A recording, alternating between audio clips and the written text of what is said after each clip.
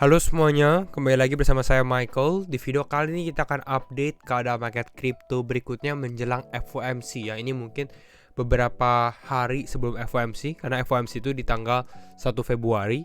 Nanti saya akan lebih bahas mungkin di video esok hari, kita lebih bahas untuk FOMC bagaimana, ekspektasinya apa. Namun kita masih membahas market kripto untuk hari ini. Kita akan lihat ya secara update keadaan market. Dan kalau misalnya teman-teman suka video ini, jangan lupa untuk share videonya, like ataupun subscribe. Kita akan update ya, market apakah mengalami koreksi. Kemarin kita sempat bahas ya, Bitcoin top sudah terjadi ya. Nanti di sini saya akan clarify sedikit juga, klarifikasi. Dan memang sebenarnya kalau kita lihat, market memang kemarin mengalami koreksi ya, seperti yang kita sudah expect juga ya, koreksi di dalam market ya. Ini bukan kita bisa dibilang tebak-tebakan, kembali lagi ini analisa ini bisa benar bisa salah gitu ya. Makanya saya selalu bahas disclaimer on juga, and do your own research gitu ya. Nah, kita bahas dulu untuk keadaan market sebelum kita masuk ke dalam teknikalnya. Langsung aja ke sini. Dalam 24 jam terakhir, Dogecoin ini mengalami kenaikan 8,3% karena Elon Musk ada sempat tweet, berbicara lah intinya gitu ya, bahwa payment Twitter ini sekarang masih fiat, tapi bisa jadi akan menggunakan kripto juga. Dan kalau misalnya menggunakan kripto, itu mungkin Dogecoin yang terkena dampaknya juga gitu ya. Walaupun ini masih plan jangka panjang sebenarnya ya. Lalu kita ada render, ada threshold, Terra Luna, Phantom strong sekali ya. Saya lihat Phantom ini masih strong. Ini teman-teman harus bukan artinya beli Phantom saat ini, karena saya rasa ini sudah cukup tinggi. Walaupun saya sebenarnya suka Phantom gitu ya. Namun kalau teman-teman yang belum ada Phantom, tunggu dulu, tunggu pullback. Intinya seperti itu gitu. Jangan FOMO. Ya, kita lihat di sini altcoin beberapa justru relatif masih cukup positif gitu ya. Walaupun Bitcoinnya kalau kita lihat ada koreksi. Di sini kita lihat kripto-kripto yang koreksi: Aptos, Monero, Axie, Gala, Sandbox, Apecoin, Zilliqa, ya beberapa kripto lainnya juga. Fear and Greed bagaimana? Fear and Greed kita di level 51, di level neutral, belum sudah turun lagi. Kemarin kita greed lagi. Apakah kita bisa tes ke greed lagi? Mungkin masih bisa gitu ya. Nah, sekarang kita cek untuk beberapa hal. Nah, ini dulu. LDO ya, Lido. Lido ini menjadi salah satu top gainers dalam beberapa minggu terakhir kalau teman-teman lihat gitu ya. Namun dalam beberapa hari terakhir secara price actionnya memang dia mengalami penurunan yang cukup besar gitu ya. We notice, ini dari look on chain ya, we notice that Jump Trading started transferring LDO to Binance. Jadi ini ya permainan whale, pemain besar gitu ya, mulai transfer LDO mereka ke dalam Binance 4 hari lalu. Lalu kita lihat ada significant drop di dalam price LDO, turun sekitar 10%. Artinya mungkin mereka udah mulai menjual LDO-nya mereka. Lalu di sini 13 jam lalu pada saat tweet ini dibuat ya, Jump Trading started transferring LDO to Binance lagi. Lalu price LDO turun lagi gitu ya, 5% ya. Jadi ini kita bisa lihat memang ya big fund main di beberapa kripto juga gitu ya. Makanya harus dilihat secara on chain-nya juga ya. Lalu kita lihat juga ada Choti ya, Choti dan Cardano sebenarnya, di mana Jet is live. Ya, kita sempat membahas dalam beberapa video terakhir, mana di sini ya. Ya kita sempat membahas tentang Choti maupun Cardano juga, karena ada Jetnya. Walaupun sebenarnya kalau kita lihat saat ini belum ada reaksi yang signifikan dari market gitu ya. Namun ini Jet ini udah live. Kita dari sini Cardano decentralized stablecoin Jet goes live on mainnet gitu ya. Nah ini, the Jet stablecoin was released on the Cardano blockchain after over a year in development.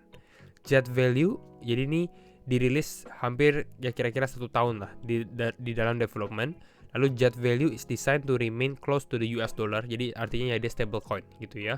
Di sini dia bilang juga tujuan Jet ini adalah untuk digunakan di dalam DeFi protokol di ekosistemnya Cardano.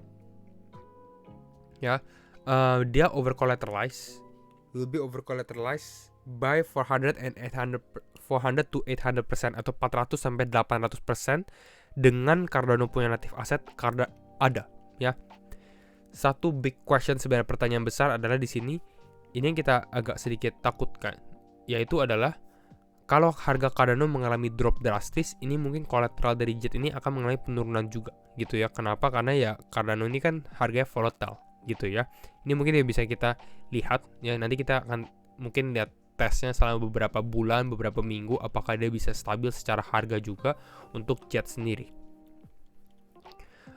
Kita lihat juga dari sini, ini secara movement untuk Bitcoin. Kita lihat dari sini Bitcoin masih stabil di area level 23 ribuan gitu ya.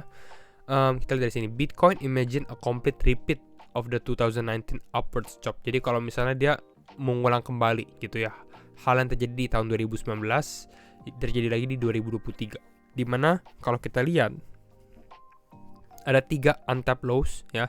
Di sini juga ada 3 untapped lows.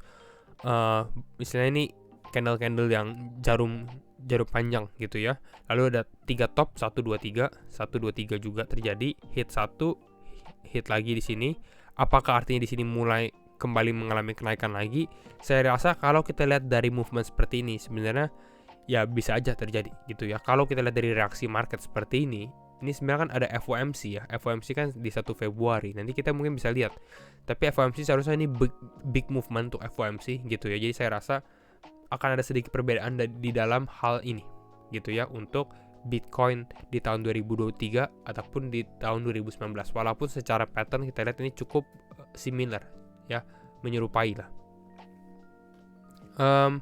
Next up kita lihat juga more and more brands are entering the Web3 space. Banyak perusahaan-perusahaan besar ya. Every brand will be a Web3 brand in the future untuk kedepannya. Nah, yang menariknya apa? Di sini brandnya kan cukup banyak gitu ya. Kita ada Volkswagen, Atari, Tiffany, Prada, Gucci, dan lain-lainnya. Lalu di sini kita kalau scroll ada Matic.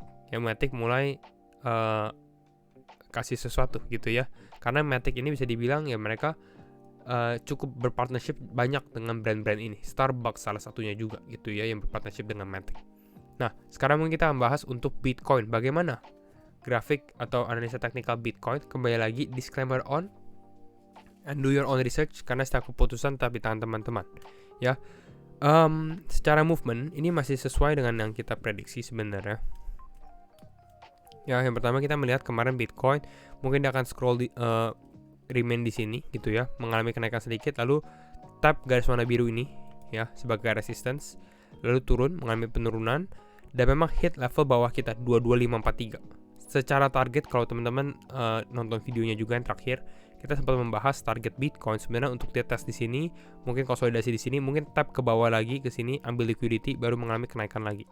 Kira-kira seperti ini gitu. Ini ada inverse head and shoulder lalu move up lagi seperti itu. Namun yang kita lihat adalah dia tapnya di area ini. Ya di area memang resistance-nya dia. Supportnya.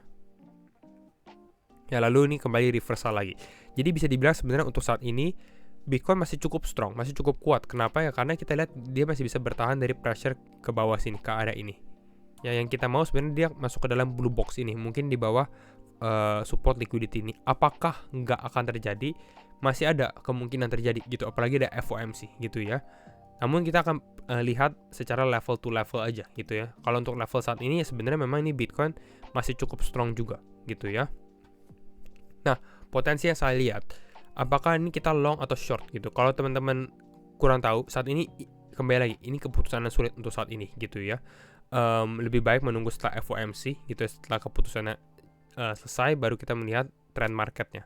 Namun potensi menurut saya adalah Bitcoin kembali lagi testing ke area garis warna zona biru ini gitu.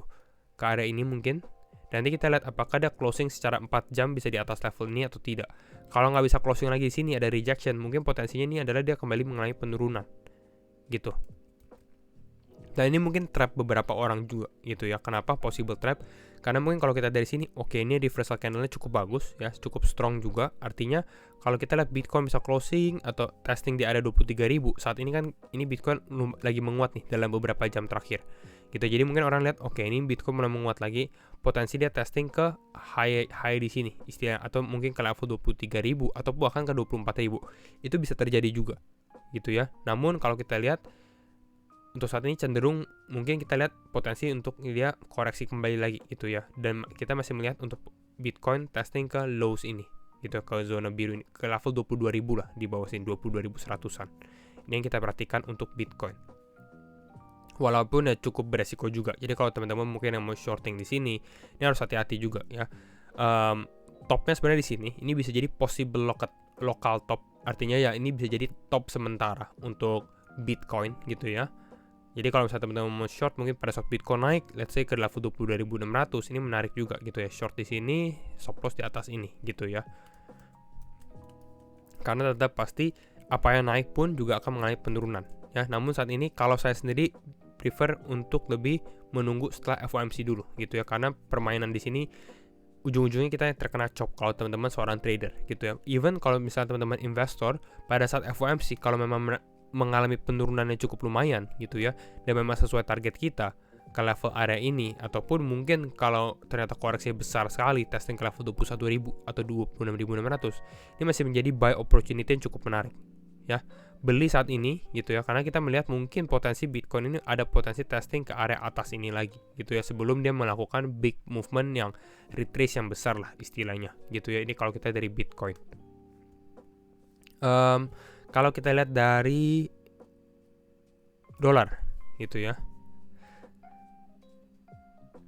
dolar secara time frame 4 jam ini kelihatan, ini sebenarnya dolar ini kalau mungkin 1 jam 1 hari mungkin ya.